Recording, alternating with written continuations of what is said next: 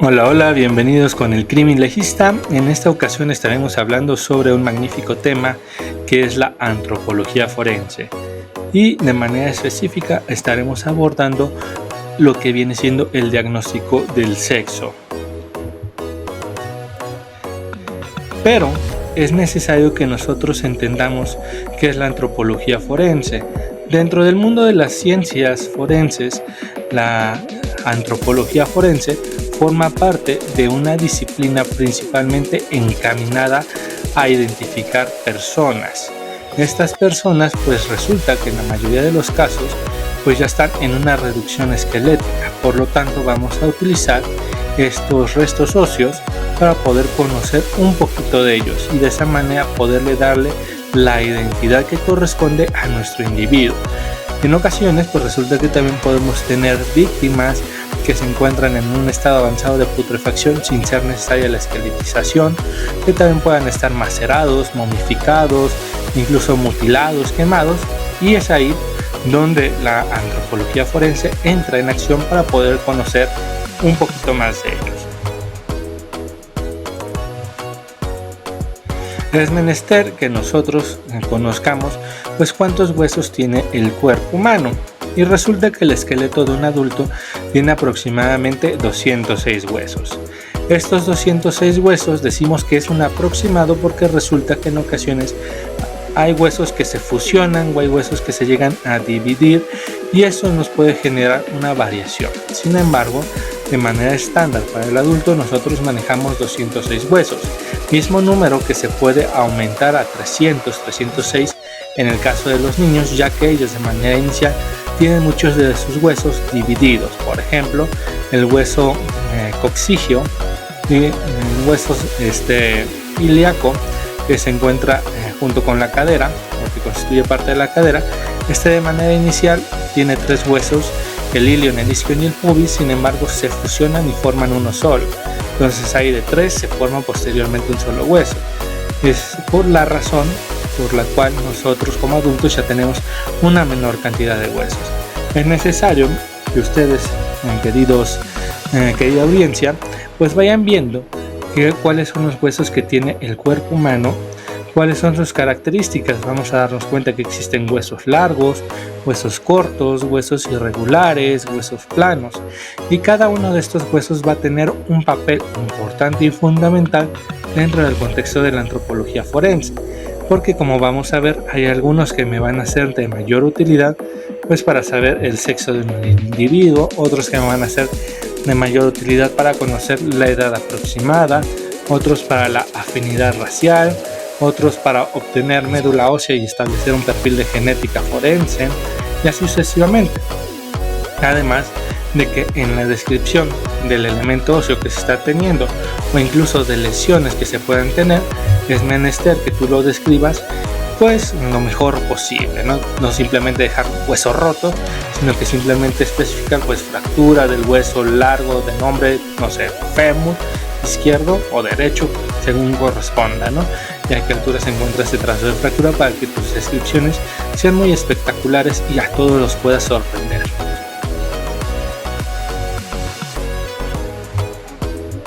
En el contexto de la identificación del sexo, primero tenemos que identificar si el cadáver con el cual yo estoy estudiando es el cadáver de un niño o de un adulto.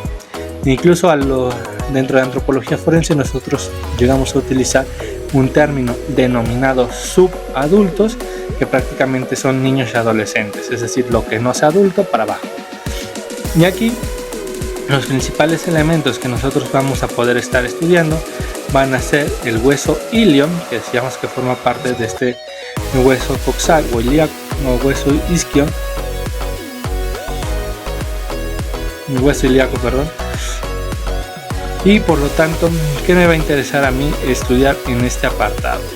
Bueno, sobre todo a nivel de la mandíbula, como vemos en esta imagen, resulta que las féminas o las mujeres llegan a tener una dentadura de la arcada inferior con una, digamos, parábola completa, perfecta, bonita, si así lo queremos ver.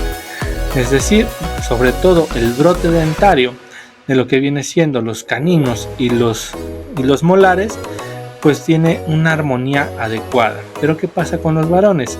Esa armonía se ve comprometida, ya que el brote dentario ocurre desfasado y por lo tanto esa parábola que en algún momento se veía muy excelente, pues entonces la voy a ver un tanto tórpida.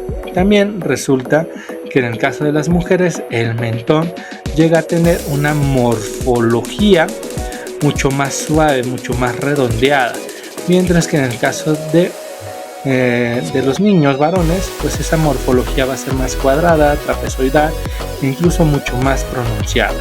También otro elemento que es el gonion o la región gónica, que se encuentra en la parte lateral de las mandíbulas. En el caso de las mujeres es mucho más grácil, mucho más fino, si así lo quisiéramos decir, mientras que en el contexto de los hombres, pues esa región es mucho más grande y gruesa como tal.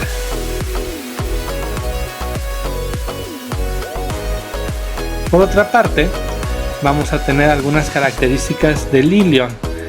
Dentro de esta parte vamos a encontrar un ángulo de esta escotadura asiática mayor y principalmente lo vamos a estar identificando con ciertos ángulos. En el caso de las mujeres va a ser mucho más amplio, incluso se dice que el ángulo llega a ser mayor de 90 grados, mientras que en el caso de los hombres este ángulo va a ser mucho más pequeño, menos de esos 90 grados como tal, y por lo tanto también se va a estar generando un arco compuesto. Este arco compuesto nosotros tenemos que trazar una línea imaginaria sobre el borde anterior de la escotadura asiática. Aquí esta línea que yo voy a estar trazando, en el caso de las mujeres, va a trazarse o va a cruzarse por la superficie articular, mientras que en el caso de los varones va a seguir de manera tangencial o lateral a esta superficie que estábamos comentando. Otro elemento es la profundidad de la escotadura asiática. Resulta que en los niños esa escotadura es mucho más profunda y pronunciada, mientras que en el caso de las niñas esa escotadura pues llega a ser menos profunda, ¿no? En términos sencillos. Otro elemento a considerar va a ser la curvatura de las crestas ilíacas. Aquí prácticamente nosotros tenemos que poner un poquito de imaginación y tratar de ver la morfología en S que va a tener esta cresta ilíaca. Es mucho más atenuada o dócil esta S en el caso de las crestas de las mujeres o de las niñas, y mucho más desarrollada, marcada, pronunciada en el caso de los varones. En esta tablita lo que queremos compartir es que existen ya ciertos elementos preestablecidos en donde yo puedo tener en consideración algunos elementos clave para estar comparando y de esa manera identificar si se trata de un niño o de una niña. Prácticamente es el resumen de las diapositivas anteriores que estábamos comentando. Otro elemento es tomar en consideración el cráneo como tal. Y aquí el cráneo lo vamos a estar aplicando principalmente en los adultos. Resulta que en el caso de los hombres, como se ve en la imagen del lado izquierdo, tienen una órbita de forma cuadrada, mientras que las mujeres tienen una órbita mucho más circular. También en la parte de las cejas, si así le quisiéramos llamar, encontramos los arcos supraciliares. Estos arcos supraciliares son mucho más marcados en el caso de los varones, e incluso en las mujeres no se llegan a presentar. En medio de estos arcos supraciliares se encuentra algo llamado glabela, y esa glabela también se encuentra mucho más pronunciada en el caso de los hombres y mucho más tenue en el caso de las mujeres. Si nos vamos al hueso frontal, vamos a encontrar las eminencias frontales, mismas que van a ser mucho más particulares en el caso de las mujeres. Incluso en ocasiones, si hay mujeres que puedan tener una frente bastante amplia y que aparte tengan pequeñas áreas de alopecia, en ocasiones se puede presenciar esa especie de bolita, chichón, pero no es porque les hayan golpeado, picado un mosco ni nada, no es porque les pusieron el cuerno o porque seguramente se les está evidenciando esta eminencia frontal propiamente. Estas eminencias pues también van a coincidir con el hueso parietal, igualmente en las mujeres. Las eminencias parietales van a estar presentes de misma manera y resulta que en las personas de sexo masculino estos elementos, las eminencias, no van a estar marcadas. Por otra parte, en el hueso occipital, en la parte de atrás del cráneo, vamos a encontrar una especie de topecito, una bolita que va a constituir la eminencia occipital externa, la cual es muy característica en el caso de los varones. Si hay hombres que se encuentran tal vez rapados, en ocasiones a simple vista se les puede llegar a visualizar esa especie de topecito o de bolita que es parte natural del cráneo. También vamos a encontrar el proceso mastoideo. Este proceso mastoideo se encuentra por atrás de lo que viene siendo el pabellón auricular. Para los amigos, la oreja. Entonces, atrás de la oreja, nosotros vamos a poder observar un abultamiento mucho más duro, conciso en el caso de los hombres y un cráneo mucho más, perfecto en el caso de las mujeres. ¿Por qué? Porque resulta que las mujeres tienen una morfología de cráneo esférica, mientras que los hombres lo tienen de una manera un tanto más cuadrada y tórpida. Entonces esos elementos también entran en consideración para que yo pueda identificar esos elementos. En la parte del rostro vamos a encontrar los huesos cigomáticos, donde están nuestras mejillas. En el caso de los hombres, estos huesos cigomáticos tienen una pronunciación mucho más grande y robusta e incluso una orientación más horizontalizada. En el caso de las mujeres, ese hueso cigomático va a tener una orientación inclinada y va a ser menos notorio. También la mandíbula van a compartir los mismos datos que en el caso de los niños, que ya mencionábamos, la parte del área gonial, la parte de la forma del mentón y la parte de la parábola que se forma en la arcada inferior. Y otro dato que se llega a formar ya en el caso de los adultos es el ángulo de la raíz de la mandíbula. En el caso de las mujeres este ángulo es mucho más grande. Lo que yo opino es que las mujeres son mucho más extrovertidas, hablan y hablan y hablan, y por lo tanto necesitan ese ángulo mucho más abierto para que esas palabras puedan aflorar y ser pronunciadas en bellas oraciones. Mientras que los hombres son más reservados y por lo tanto el ángulo, pues según yo, ¿verdad?, no tiene que ser tan marcado o tan abierto y basta con que esté casi a 90 grados para que nosotros podamos comunicarnos con los datos esenciales. En esta tablita viene resumido algunos de los elementos que nosotros estábamos comentando en la diapositiva anterior, así que le puedes poner pausa al video e irlos leyendo de manera paulatina para que te des cuenta de cuáles son las consideraciones que se pueden estar tomando para distribuir tu diagnóstico en si es un hombre o es una mujer. Continúa con esta diapositiva. Aquí consideramos los elementos de la mandíbula. Este conjunto de características pues es una clasificación de White como tal. Existe otra que se conoce como la clasificación de Ríos, es bastante similar, sin embargo la diferencia es que Ríos le da un puntaje en específico a cada característica y al final de cuentas tú sumas, haces como un promedio y dependiendo del rango que hayas obtenido pues puedes saber si se trata más probable de un hombre o más probable de una mujer, pero obviamente sigue los mismos pasos que estamos comentando. Otro elemento a considerar para la determinación del sexo en el caso de los adultos es el conjunto de la pelvis ósea. ¿Qué va a ser esto de la pelvis ósea? También se le conoce como la morfología del innominado, y este innominado pelvis ósea va a ser el conjunto del sacro, del coxis, junto con los dos huesos coxales, que recordemos que estos huesos coxales estábamos diciendo hace un instante que están constituidos por tres huesillos, el ilion, el isquion y pubis, que se fusionan y forman este hueso coxal propiamente dicho. Entonces todo este conjunto yo lo puedo estar estudiando de una manera individualizada para conocer el sexo de un individuo.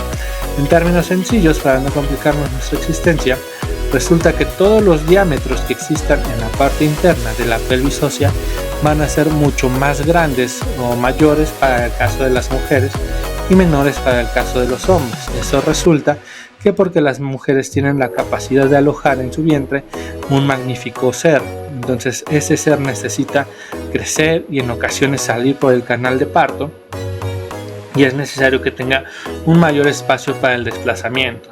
Lo mismo va a ser la relación que va a guardar el sacro con el resto de los huesos. En el caso del sacro en los hombres va a estar arrimado, recargado o dirigido hacia la parte anterior, es decir, hacia adelante, lo cual obviamente va a disminuir esos diámetros, mientras que en el caso de la mujer el sacro va a estar mucho más rectificado o en ocasiones ligeramente pronunciado hacia la parte posterior, es decir, hacia atrás, para aumentar los diámetros. Otro elemento a considerar es la cresta ilíaca, que guarda relación con los elementos que estábamos comentando hace rato, la morfología de la S, y también otro dato a considerar es el acetábulo.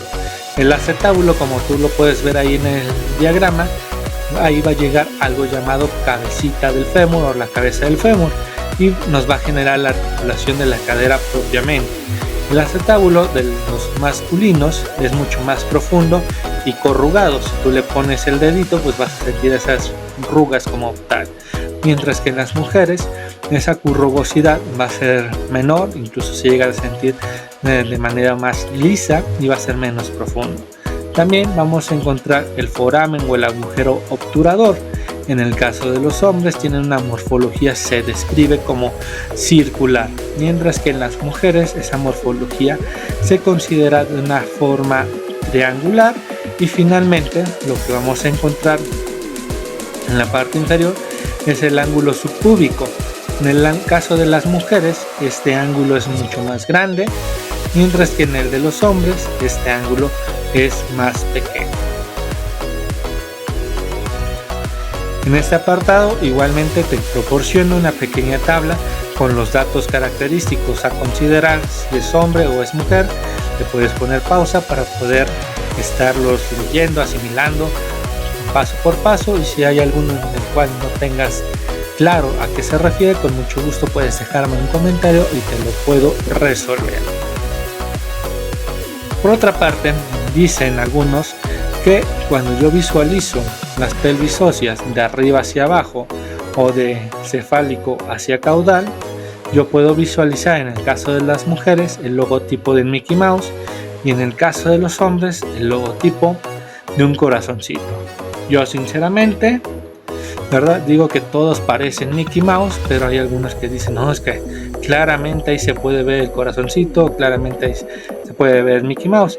Más que nada, recuerda que mencionamos que el sacro, que va junto con el coxis, en el caso de los hombres está mucho más dirigido hacia la parte anterior, por lo tanto ese coxis va a pasar la línea imaginaria que une ambas espinas ciáticas, y eso se dice que en apariencia me forma un corazoncito.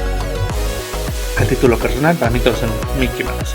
Lo que sí te voy a proporcionar va a ser la siguiente ilustración, que esa es 100% creada por el crimilegista, que viene siendo esta. Yo digo que la pelvis ósea masculina tiene morfología de la reina roja de Alicia en el País de las Maravillas. La reina roja, que tenía sus ojitos chiquitos y redonditos como la parte del agujero obturador, tenía una nariz y una boquita pequeña como el agujero subpúbico, y tenía pues aparentemente una cabezota, pero realmente esa cabezota era generada por el abultamiento del pelo. Por lo tanto, esos diámetros que se iban a encontrar en el interior de la pelvis ósea pues iban a ser menores. ¿Qué pasa con las mujeres? Yo digo que su pelvis ósea parece más el depredador. Si no hay velo, tiene unos ojos de que está furioso, enojado, encabronado, y por lo tanto genera esa morfología triangular que tiene el agujero obturador. También tiene una boca bastante llamativa que coincide con el ángulo mucho más abierto que tiene en la parte del ángulo subpúbico, y obviamente el cráneo del depredador es mucho más grande porque coincide con el aumento de los diámetros que va a tener el interior de la pelvis ósea. Así que espero que con esta pequeña explicación todos los elementos de aquí vayan quedando claros para que podamos concluir con los últimos elementos. ¿De qué sexo es nuestro amiguito que tenemos aquí? Esas 3 imágenes son del mismo individuo. Entonces les dejo aquí un pequeño casillo para que ustedes dejen su comentario y opinen de qué sexo es y obviamente por qué están atinándole a ese tipo de sexo. Solamente dos opciones, o es hombre o es mujer, pero ¿por qué, no? Comentándolo con lo que veíamos anteriormente. Y otro ejercicio para que no se aburran y puedan entrar a este magnífico mundo de la antropología forense es esta ilustración, ¿vale? Las 3 ilustraciones o las 3 fotos corresponden a la misma pelvis ósea, para que igualmente ustedes mencionen dentro de los comentarios si es hombre o es mujer. Los estaré leyendo y hasta aquí el video de esta ocasión. Cuídense bastante, sean felices y adelante con las investigaciones. Hasta la próxima.